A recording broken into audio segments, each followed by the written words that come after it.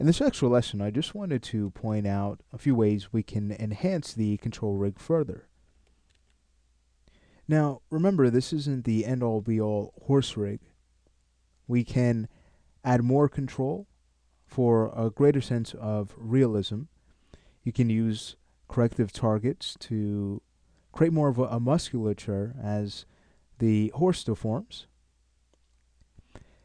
You can also add extra control just to make it more convenient animation-wise. So one thing I'd like to point out is the horse's neck. So we have this IK system built. What if you wanted to add more of an FK system to pivot from the base of the neck? Well, in that case, it'd actually be very simple to do. So if we were to go in and just go to wireframe mode and show objects to hide. Let me go ahead and show you this. We've built these extra helpers, extra nodes that serve as, yes, a way to kind of anchor certain parts of our control rig down, but at the same time, they can be used for animation. So just to kind of make this point clear, if we were to grab our head control and grab our link tool and link to our neck root, let's go ahead and make sure we're linking to the correct helper. Now watch this. When we grab the neck root helper and start to rotate, we have this extra pivot control.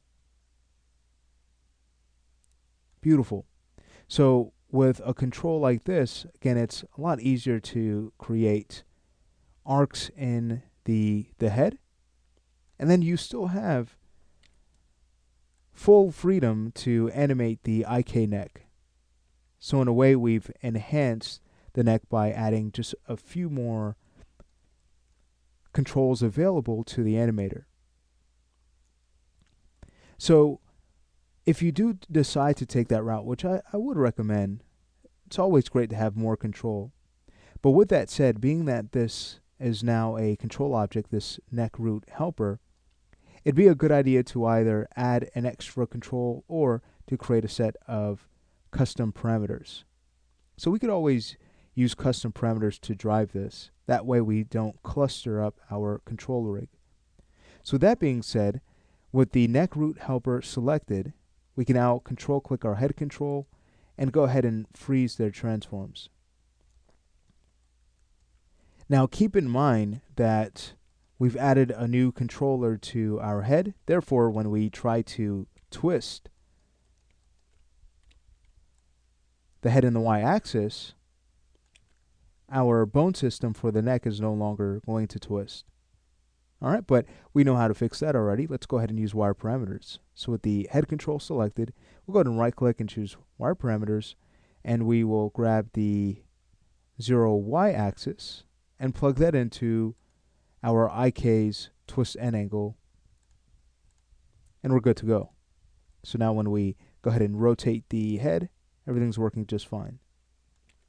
Alright, beautiful. Let's go ahead and create those extra parameters for our neck pivot. And we could always add that to either the head control or to the thorax. Now, what I'd recommend is taking a look at how many channels exist on each control. You can see that the thorax control is very clean. It has no custom attributes. So with that said, it might be a good idea to add the neck pivot from here. So with that selected, let's go ahead and first add our attribute holder. We'll go ahead and rename this to extra controls. Great, and now at that point, we can go in and add our custom parameters. So we'll start with a string type. The name of the channel will be neck, and then under default text, we can add something along the lines of secondary control.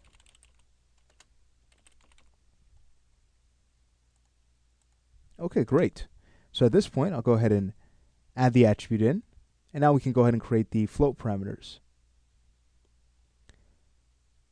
There it is. All right, so that's going to be neck underscore X. We'll give it a range of negative 360 and positive 360.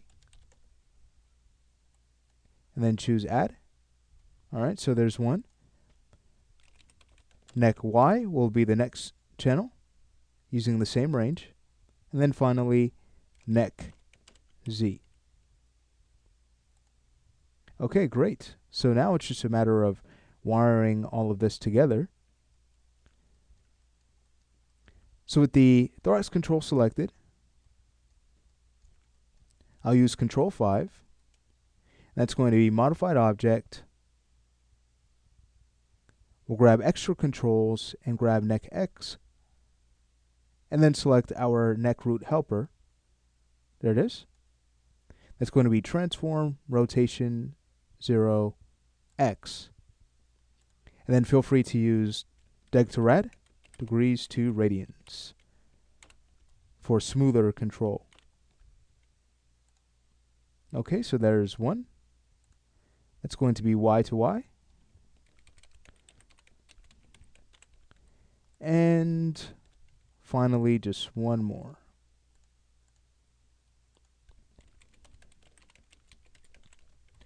Okay, great. So if we were to go ahead and test this out, which we should always do just to make sure everything is working ideally. Here's the x-axis. Beautiful. There's the y-axis and the z-axis. Okay, great. So now that we have this extra control, we can now add more follow-through and more fluidity as we animate our horse, which ultimately leads to more realism. All right, so at this point, we can always go back to our layers and hide all objects that the animator will not need to be concerned with. So that's objects to hide and also our bone objects. But I just wanted to again point out a few ways we can add enhancements, and my main point being that a control rig is really never finished. There's always an extra control system we can add to enhance it further. So look out for ways to do that, and we've learned several techniques to implement certain features like that in order for your rig to be animator friendly and create the gestures needed for a fun performance.